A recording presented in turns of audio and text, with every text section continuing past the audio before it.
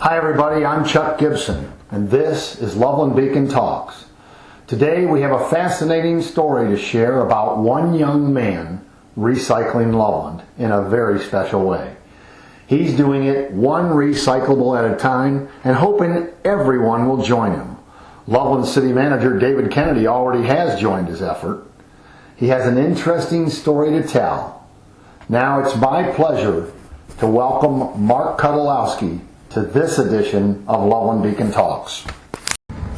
So welcome, Marc Kutylowski, to Loveland Beacon Talks. This is a very special guest. Marc Kutylowski has been very active in our community of Loveland, especially in downtown Loveland, bringing together the recyclable. So welcome to the show.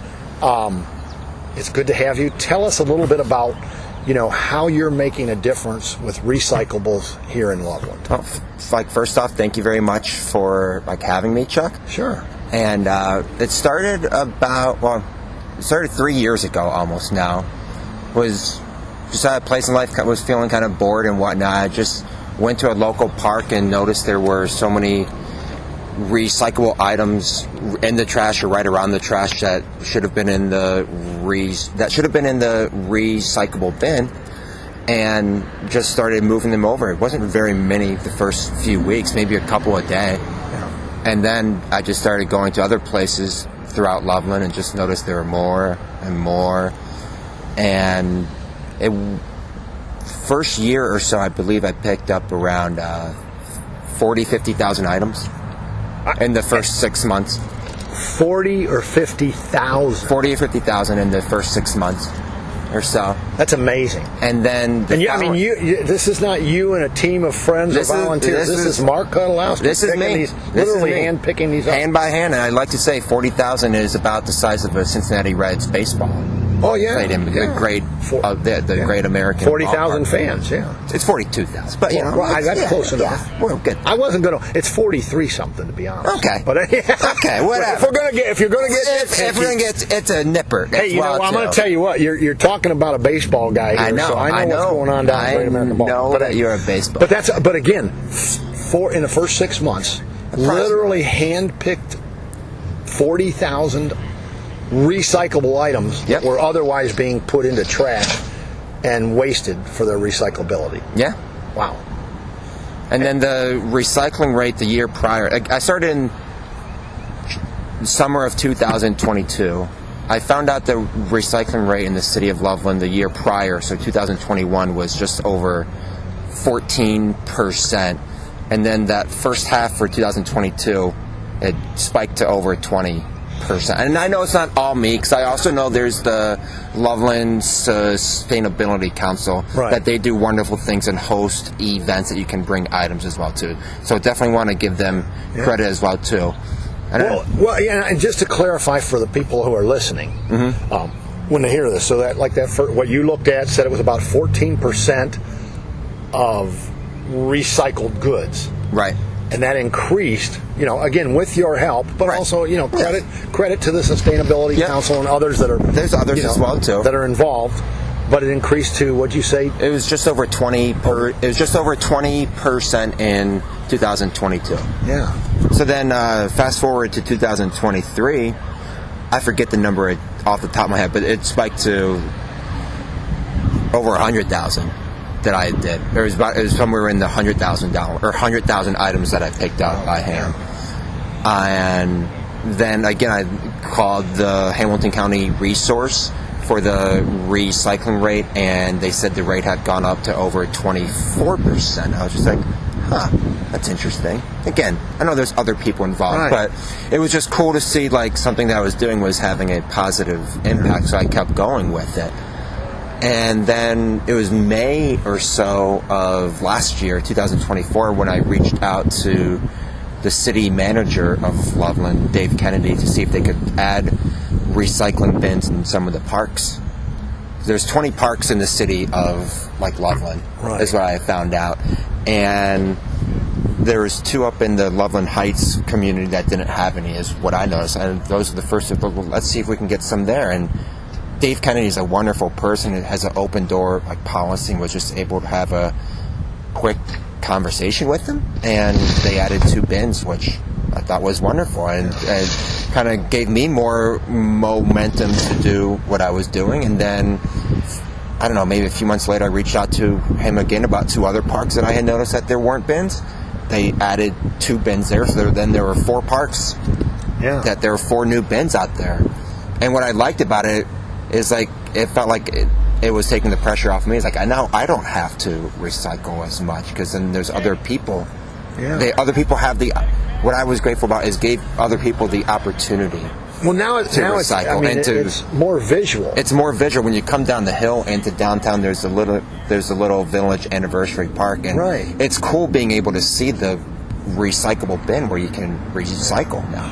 Well, once you started seeing, once you had awareness to it. Once you had conversations with the city manager, David Kennedy, and I too would go right along with it. He's outstanding in terms of having an open door and an open ear and listening to good ideas. Yeah.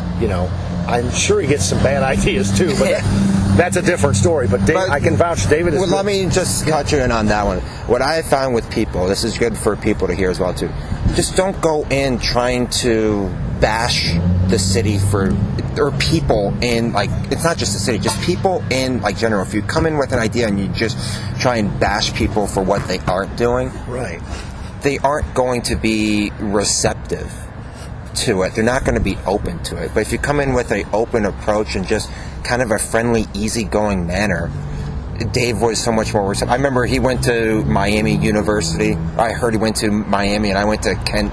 And I went to Kent State, which is a fellow MAC school. So we talked about MAC football for the first couple minutes, right, or something like that. Make a connection. And yes, and that's what it was about, was making that connection.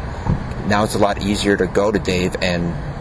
Well, I was going to say then you make a connection, and then you get to where, what can I do for you, right? Right. And you start saying, well, what I wanted to talk to you about. But the bottom line is, so after you had those first conversations with Dave, and I'm going to do my arms here. Sure. People can't see us, but I got my arms flailing all over the place. Chuck is talking with his hands. But after those first conversations with Dave, and you start to see a couple of new recyclable bins in parks where they hadn't had any. Yep. Did you notice, in terms of picking up recyclables that were otherwise thrown in the trash, did you notice a change?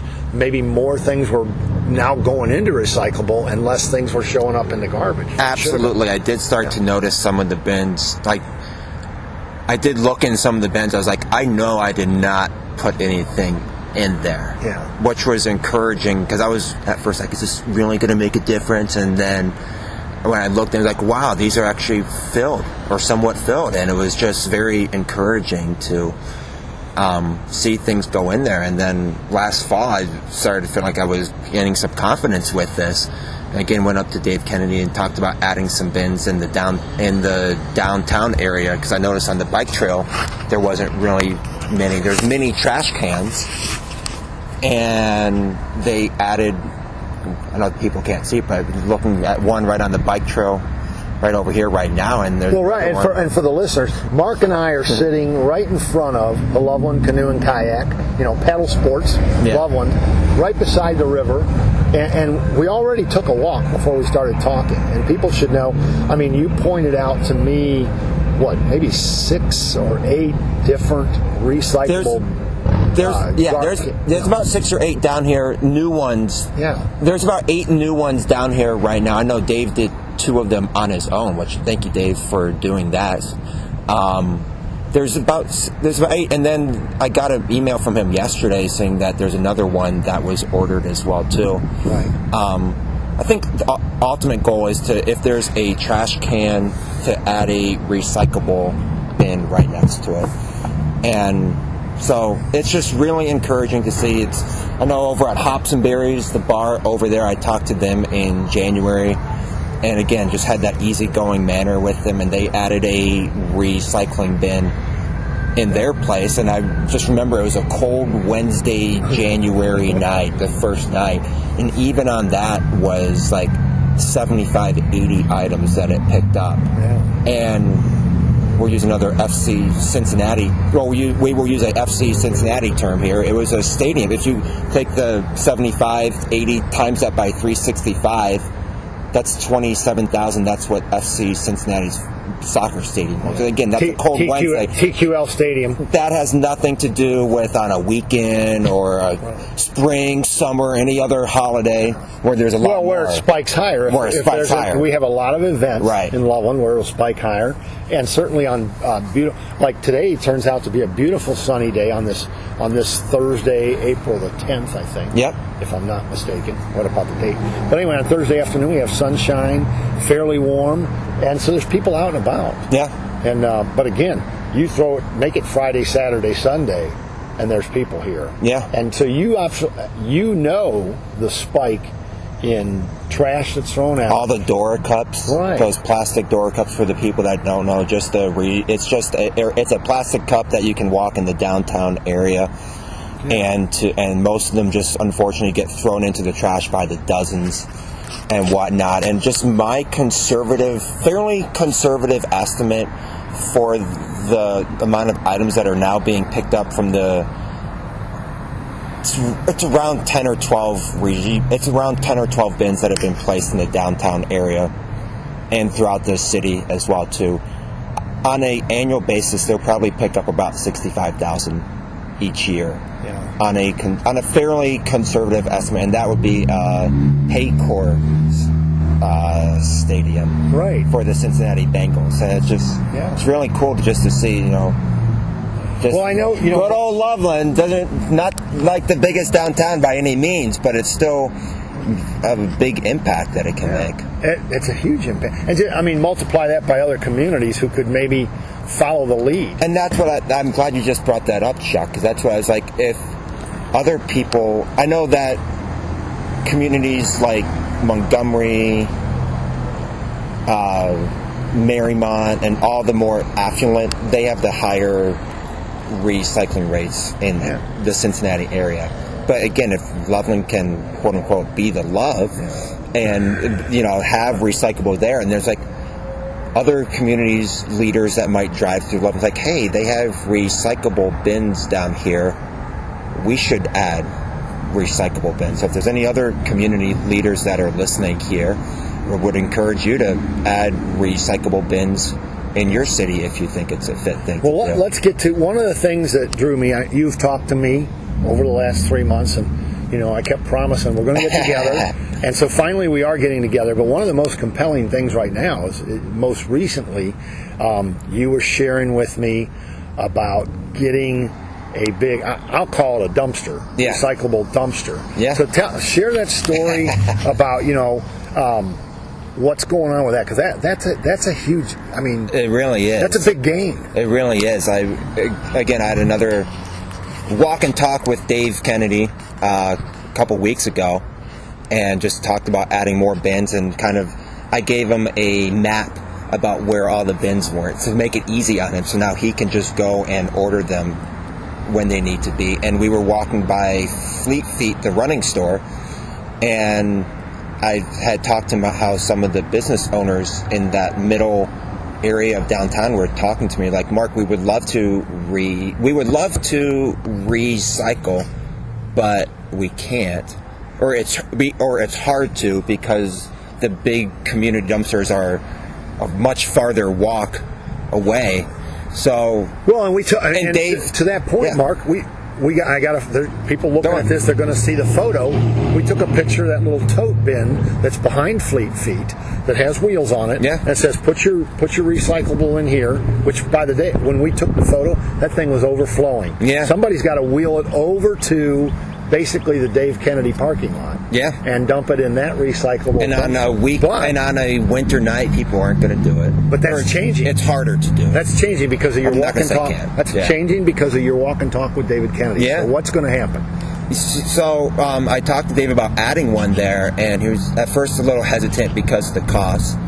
And I made a contact with someone in Rumpke, and just, again, a very easygoing manner, and said that I would like to ask if there's anything that Rumpke can do to add one of the large recycling dumpsters in the downtown Loveland area to be of benefit to the city and to the community. And at first I was just asking for a discount, or whatever the maximum discount that they could offer. And then the guy just said that we'll give it to you for free, and we will service it one time per week for free, and it won't cost you guys anything, which I thought was big, because there's probably at least a dozen businesses right in the downtown. The Fleet Feet, all the cardboard, Montgomery Recyclery, all of their cardboard from stuff, and I know Hobsonberry's been wonderful they will now be easy to recycle for there. I know they've been wanting one so they don't have to walk all the way over to the other bins to do things. Well, we got about 2 minutes. Let's do it. I want you to wrap up your story real quick, if you can do this part in 30 seconds, and then you'll still have a minute and a half. 30 seconds. Take us through the Marc Kutylowski day. I mean, you literally go out, you come down here to the city of Loveland, and what do you do? Yeah, I mean, I've tried and live a more easygoing life and whatnot, and not get caught in some of the hustle and bustle that surrounds me.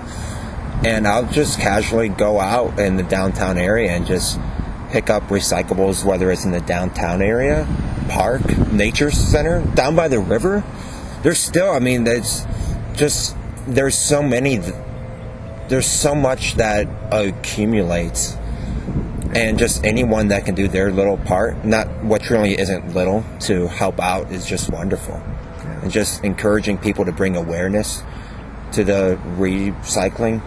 It's more than just recycling. What I've seen is helps to bring more unity, not to where people are.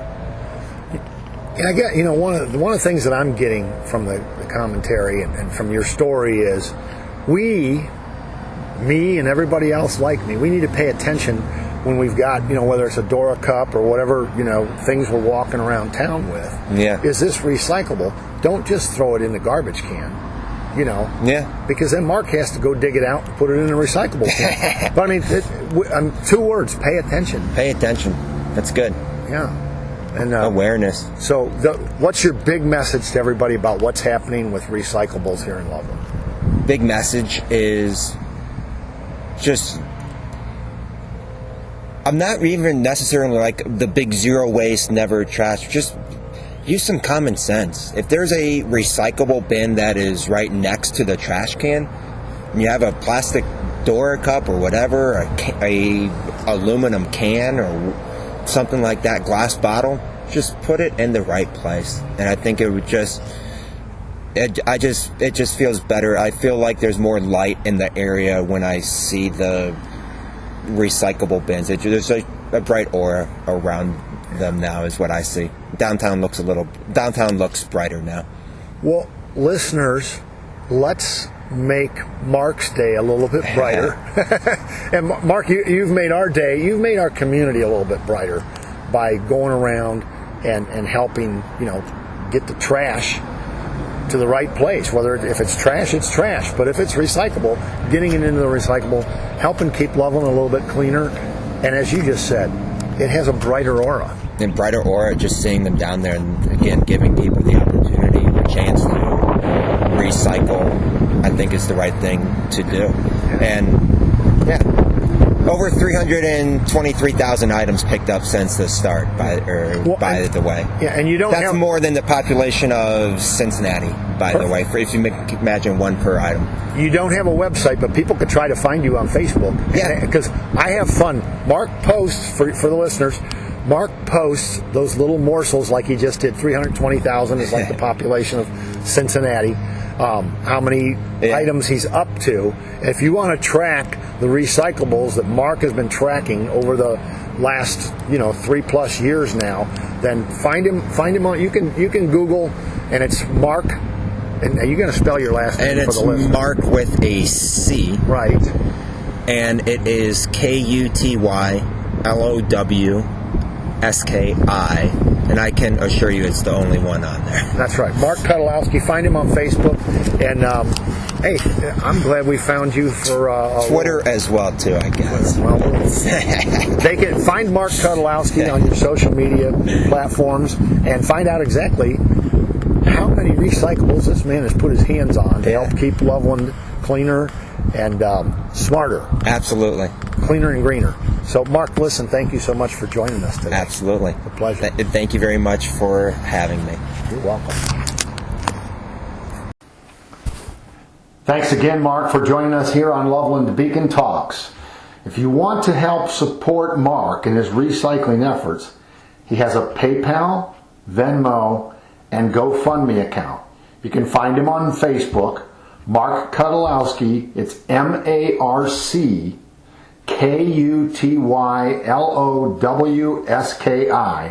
and on X as KSU Sandal Guy. I'm Chuck Gibson, saying thanks for listening here on Loveland Beacon. Loveland Beacon Talks is a presentation of Loveland Beacon Digital Media and Gibson Communications, LLC.